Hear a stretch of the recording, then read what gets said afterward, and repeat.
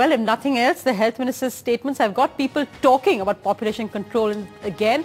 And we're looking at whether after those days of family planning was abandoned in 2000, is population control in India being taken seriously at the moment? SMS as India Space Yes or India Space No to 56388. 6388 if you're in the UAE or 63880 if you're in the UK. You can also log on to ndtv.com and join tonight's debate live.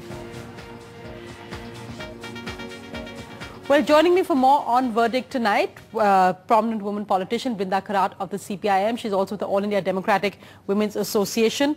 Also joining me, John Dayal of the United Christian Forum. And with me in studio, Dr. Almas Ali, Senior Advisor from the Population Foundation of India. Brinda Kharat, may I begin with you? We've heard the Health Minister there, perhaps talking in a lighter vein, saying that, give rural India television so they can watch TV in the evenings instead of making babies, talking about people getting awards if they marry at 30. He may have made those remarks in a lighter vein, but the issue he was pointing out was, according to him, a serious one, and one that really underlies all of India's development programs, our population problem. Do you agree with what he said? Well, I don't think it's a bad idea to talk about marriage at a later date in a country where, such a large number of our young girls do get married very early. So I think if there is a kind of a campaign that marrying late is not wrong, I think that's all right. But basically the issue of family planning, what we have really been concerned about and objecting to is the coercion linked with earlier population control programs. I believe that there is a conceptual difference between family planning and population control, because population control has that element of coercion in it. They push, contraceptives which are hazardous to women. They, push quotas, and they don't allow women the freedom of choice to decide the number of children she wants to have or doesn't want to have, or the man for that matter.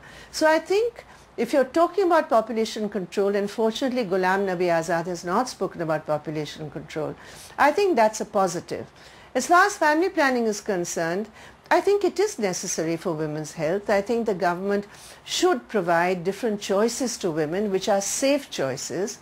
But as far as, the issue of TV versus babies, well, I really don't have much to say about that. I know, and what if you end up doing both as in urban India? But let me get in Dr. Almas Ali of the Population Foundation.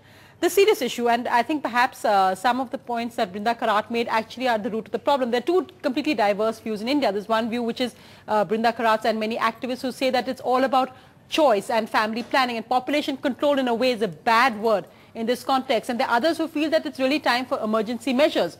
Where's your stand? I think I fully agree with Brindaji in the sense to use words like population control or population explosion, it gives a stink of authoritarian thing. And so should we be politically correct about population control at a time when we know that India is going to overtake China as the most populous country in the world, when every sixth person in the world is an Indian? You see, we have a very nice population policy. National Population Policy 2000, yes, which is gender-sensitive, rights-based approach.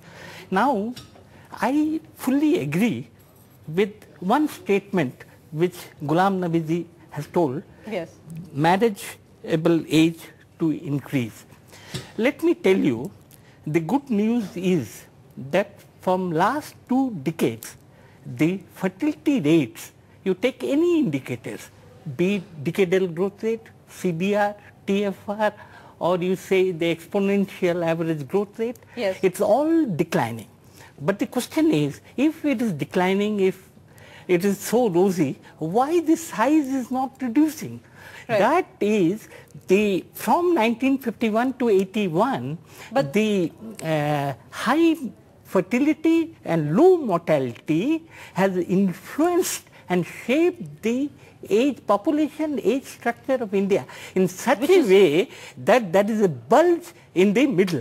And that is the reason. That's the key issue you're saying that should be addressed. Population momentum is the issue. But population momentum being the issue, but the question then perhaps would be that if we can't keep up, if this very nice population policy as you defined, it can't keep up with the fact of this population momentum, should we stop being politically correct about this whole issue of population control and really put it back firmly on the political agenda of parties. Now,